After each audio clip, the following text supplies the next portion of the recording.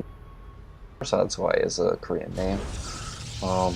Not very high level Korean. I can't remember if he was gold or silver, but I mean, Korea doesn't seem to have like bronze, silver, gold divisions. They seem to have like below gold, and all of those people are like high gold on NA. They like 100 APM, know what they're doing, tend to spend their money, and then they have gold leaguers, which seem to be like our platinum players. And I've never been matched up with a platinum or diamond player of yet, because I've only played like 10 games, but still. Korea, I mean, if you want to feel bad about your own playstyle, you should play on Korea and get curb stomped 20 times in a row, and it'll be tons of fun. Tons and tons of fun. He's opening up with Gateway Gas, which I don't really agree with, especially on a 3-player map, because Lings will be delayed enough. Like, they're not going to instantly run into your base and kill you, so you can usually afford to try and go Nexus first, because you'll scout Lings soon enough so that if it is a 10 or 6 pull, you won't already be going Nexus first. You won't have already committed to that. So you can switch and still throw down your Gateway and Forge with that money you were going to expand with. Just a minor detail. This is less economical, but it's also not that uncommon. What I did was what I always do in Protoss versus in Zerg versus anything, which is hatch first. The current meta, at least on NA, is to go pool first 95% of the time. I rarely see someone go hatch first, and there's actually a good reason for that. If you go hatch first, it lets the Protoss go pylon, gateway, and then maybe a forge, but they'll keep scouting you and only throw up cannons or a forge if they have to.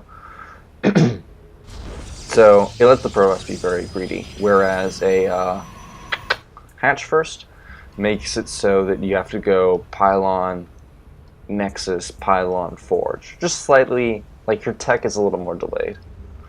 A lot of Protosses though are like this, and they favor having units out as opposed to having probes out. So a little detail there. I kept this Overlord here, obviously just to watch for cannons, because that's something you always gotta watch for. Trying to chase this probe away. I always make 2 to 4 lings just to scout out this area, because you can get a lot of info just from scouting the ramp, or the ramp if he's being cheesy, one basey.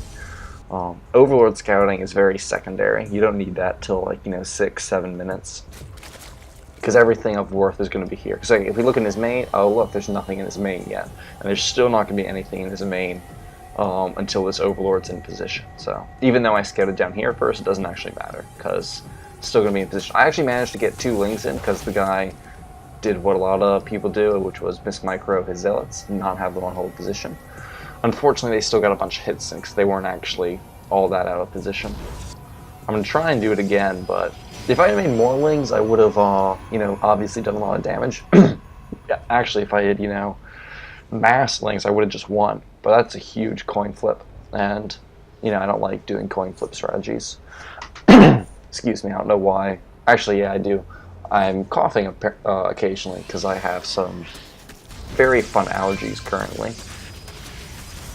Very fun. Oh, look, he almost did it again. Almost did it again. Just running away before his cannon pops up.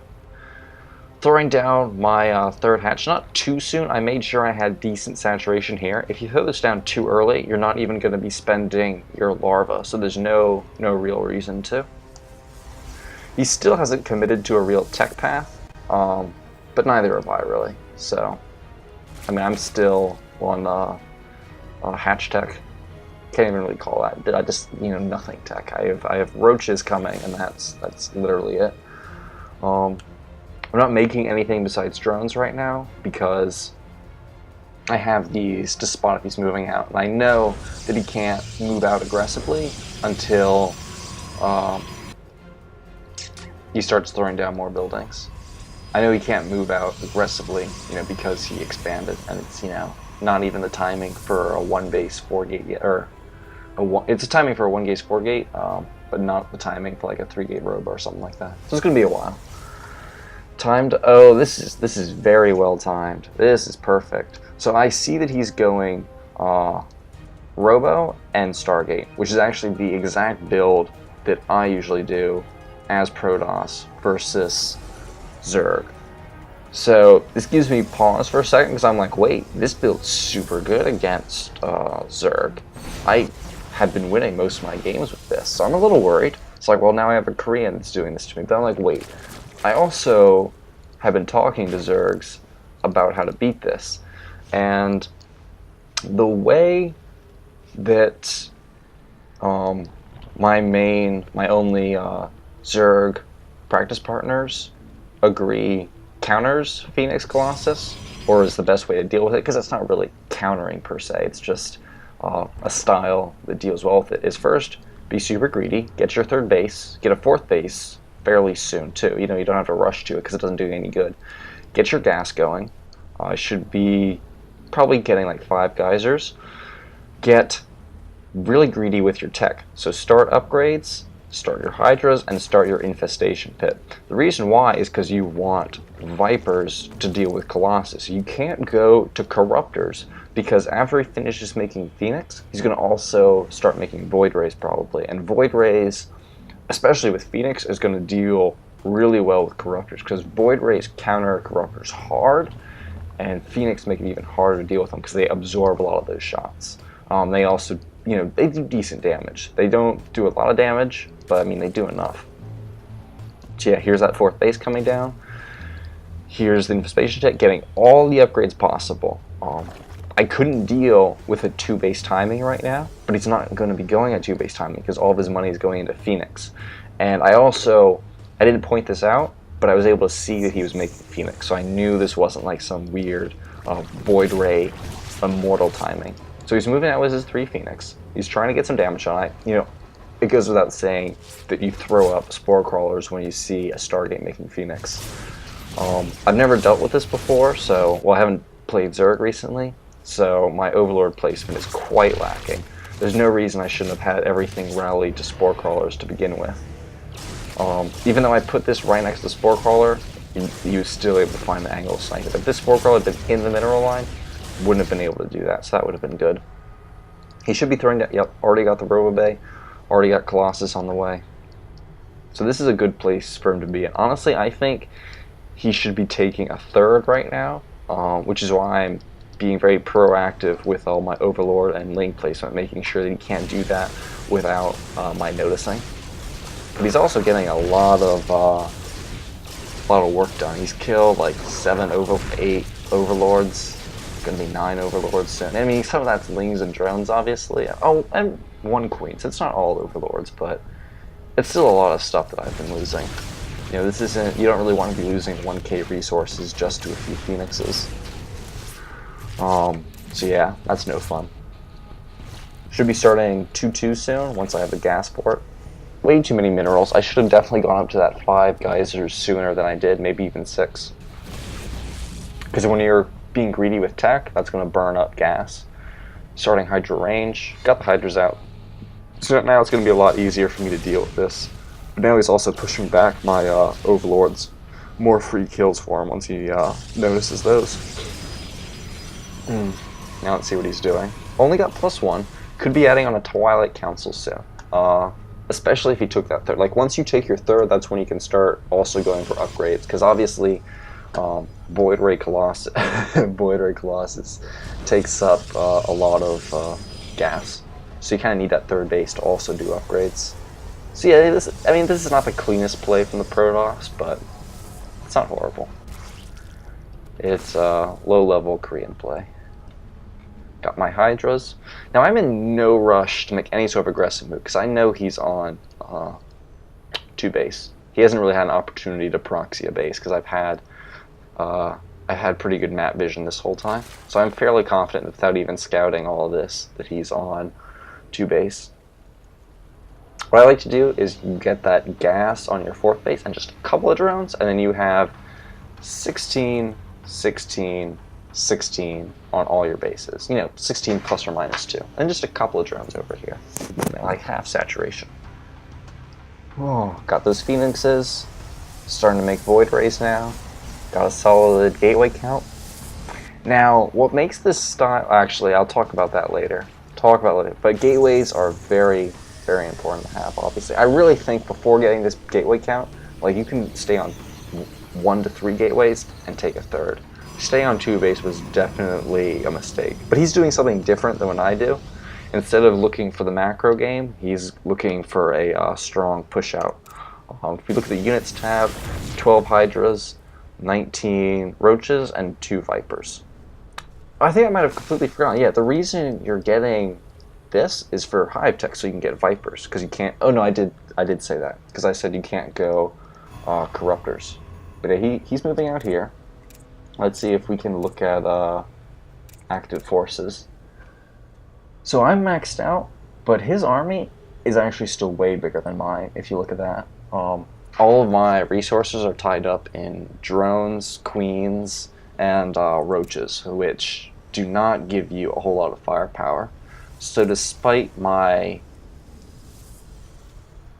Oh, I was really confused. That was a complete wrong tab. So despite that I have such a supply lead, army-wise I'm still behind. So this is going to be tricky if he decides to move out. And his army is only getting bigger, whereas mine is staying absolutely the same size. So I didn't realize this. I didn't think... I should have realized this, that since I'm maxed out, I should be doing some sort of aggression. Not attacking into him, but pushing this creep all the way up and maybe just sitting outside his base and trying to pull Colossus. Just waiting for him to attack was kind of a mistake. Because see, now he's able to put on pressure while taking a third. Whereas if I was putting on pressure, I could be denying that third at this very moment. So he's starting to push onto my creep. I've got to get my army in position. I got 2 full energy Vipers, and there should be a third Viper somewhere. Somewhere. Alright, here are the pulls. Nice. 2 pulls. Taking down 2 Colossus. I'm just going to back up. I lost both my Vipers, which is kind of sad. But I mean, trading a Viper for Colossus is a fair trade. Upgrade-wise, I have an upgrade lead, so that's really helping me right now. This fight might have gone very differently without an upgrade lead. But even so, this number of Stalkers is able to do a lot of damage to my Hydras. Like, he microed this pretty poorly. Like, he could have just traded there and it wouldn't have been that bad for him. Like, Hydras are good now, but they're not, like, super awesome.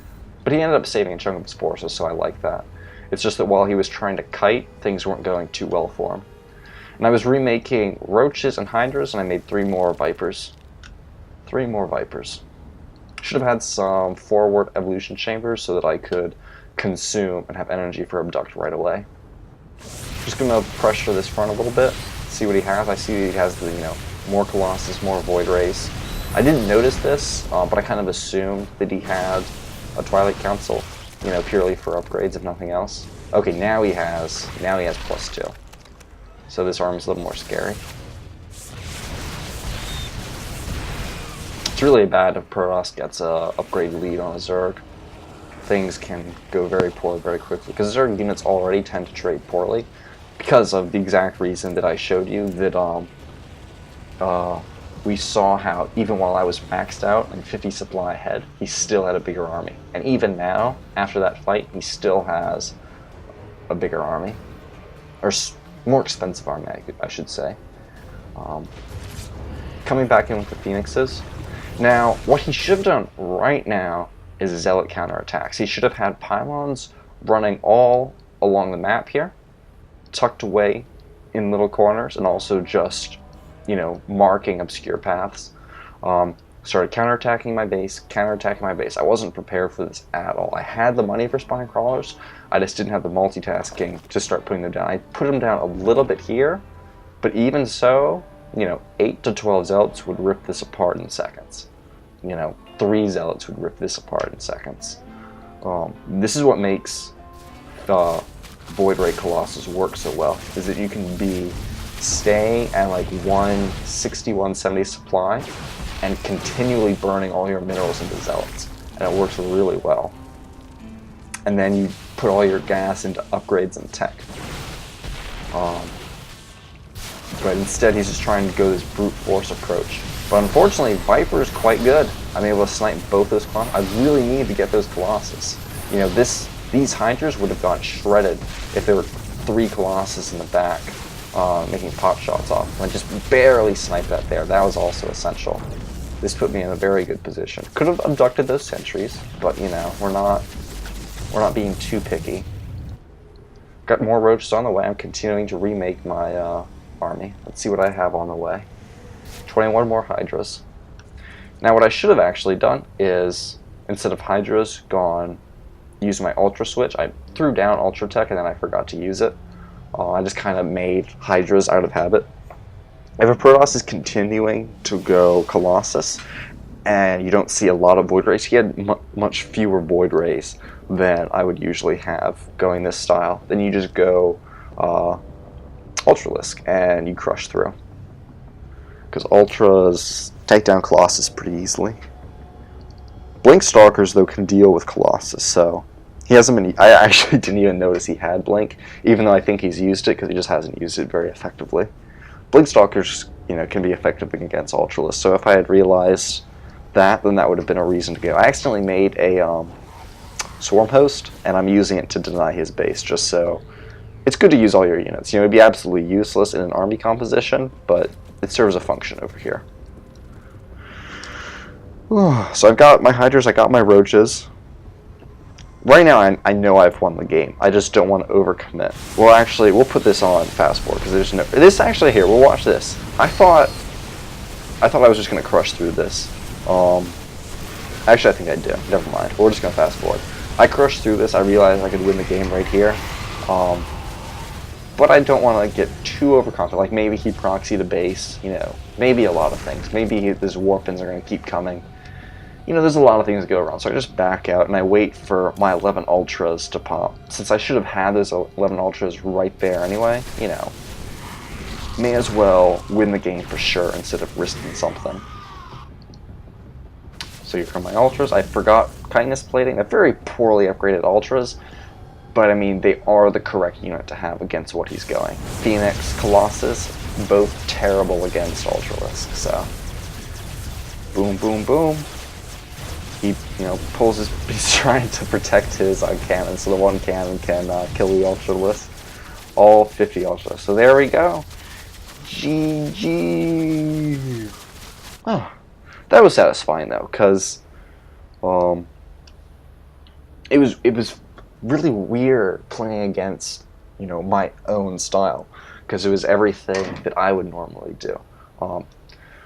One of the other details is, beside, like, the zealot counterattacks is the most important part. You have to be sending just constant waves of zealot counterattacks so that his army is bouncing back and forth, because most players, even at Platinum Diamond level, are really bad at splitting up their army effectively. It's a hard thing to do. It's a very hard thing to do. Because you have to do it perfectly and kind of know what's going on without being able to see too much. So it's very difficult. I could have, you know, definitely been spending my money, but I was on like infinity bases, so don't give me a hard time. This is smart, throwing down extra production facilities. This was the other thing I was going to say. You have to do this at some point once you, it's around the same time you start doing zealot counterattacks.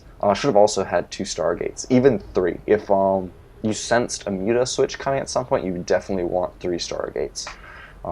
Really, it's a good idea to just have 3 anyway, so that you'll be ready for a Muta switch. Also, should have put down Twilight Council or Dark Templar at some point, so that you would have Archons as a possibility. And also for the Templar, because you know, Templar are quite useful. Because that way you can kind of stay ahead of the Zerg tech switch. Like with 2 Robos, you know, he could have anticipated or noticed Ultralisk coming and started chronoing out double Immortal, triple Void Ray, and that would have wrecked Immortal. And with a couple leftover Colossus, you can deal with the Hydras too. Hope you guys enjoyed that. Zerg game, you know, a bit of a change of pace. It's very difficult for me to do live commentary of my off races. It's not any harder, but the problem is I have a lot more bad games on my off races, so it takes more playthroughs to get a good game on Zerg or Terran than it would with Protoss. With Protoss, I'm pretty consistent. So like, even if I lose, I could be like, well, look, this was still a good game, and here's why. Whereas with Zerg, it would be like, well, I made 200 lings when I should have made 100 drones, and I lost because of it, and there's not too much more to say. And too many of my games are just like that. So I tend not to do live commentary because it's quite frustrating to, spend 10 minutes talking about, what do you think is interesting, and then making a huge blunder and being like, well, I threw that away pretty hard, didn't I? But yeah, hope you guys enjoyed that. I'll see you next time.